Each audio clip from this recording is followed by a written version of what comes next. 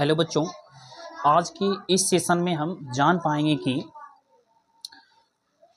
भौतिक रूप से हम अनैच्छिक गर्भधारण से कैसे हम बच पाएंगे। यानी कि महिलाएं किस प्रकार से जो है भौतिक रूप से अनैच्छिक गर्भधारण से बच सकती हैं, बिना किसी जो है दवाई या बिना किसी सर्जरी के अनैच्छिक गर्भधारण से हम कैसे बच सकते हैं, इसके बारे में आज हम बात करेंगे। तो हम देखते हैं कि महिलाएं का जो जनन अंग होता है उसका कार्यविधि के हिसाब से जो है हम यदि अपने आप को नियंत्रित रखते हैं तो हम इस पर काबू पा सकते हैं। तो इसके बारे में हम जानते हैं।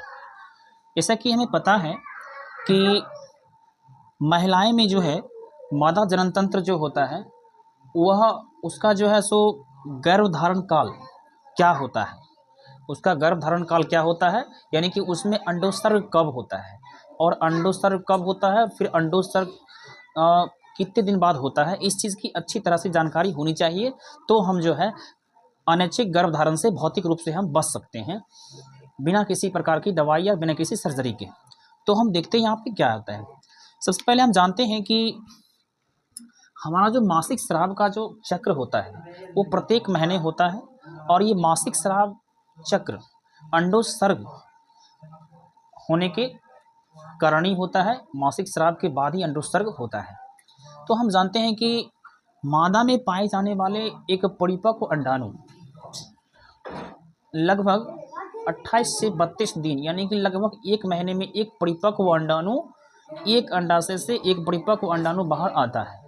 तो उसका जो है समय क्या होता है, उसका सही जो है सो काल क्या होता है, उसके हिसाब से हम उससे हम बच सकते हैं, अनैच्छिक गर्भधारण से बच सकते हैं।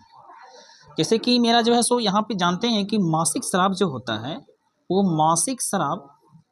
मासिक स्राव महिलाएं में यौवना आरंभ होते ही मासिक स्राव जो है लगभग जो है 13 से 14 वर्ष की अवस्था में मासिक स्राव आरंभ हो जाता है, यानी कि उसमें अंडोत्सर्ग जो है का आरंभ होने लगता है, इसका संकेत मिल जाता है। तो हम देखते हैं कि मासिक स्राव जब होता है तो मासिक स्राव के बाद जो है पुनः एक परिपक्व अंडाणु को निकलने में, परिपक्व अंडाणु को बनने में जो है सो 14 दिन का समय लग जाता है।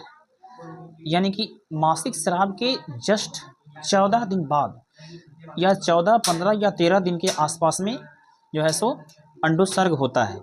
यदि कोई महिला अपने आप को जो है अनैच्छिक गर्भधारण से भौतिक रूप से बचना चाहती है तो उसे जो है लगभग मासिक स्राव के 13, 14 या 15वें दिन तक उसके आसपास 2-4 दिन तक जो है वह पुरुष के संपर्क में ना आएंगे। यदि पुरुष के संपर्क में नहीं आते हैं तो पुरुष का जो है स्पर्म महिला के जो है महिलाओं के ओवम से नहीं मिल पाएगा, जिसके कारण क्या होगा, पुरुष का जो है सो स्पर्म महिला का जो है सो ओवम से अलग रह पाएगा, जिससे जो है जायगोट का निर्माण नहीं हो पाएगा।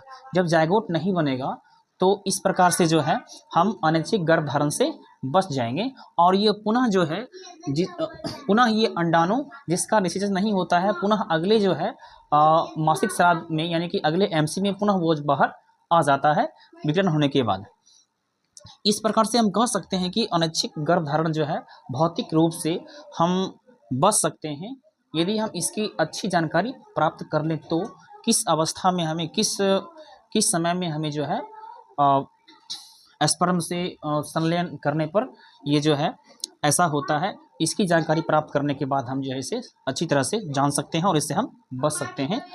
तो इस प्रकार की अन्य जानकारी प्राप्त करने के लिए हमारा चैनल को जो है so like, share and subscribe करें। धन्यवाद।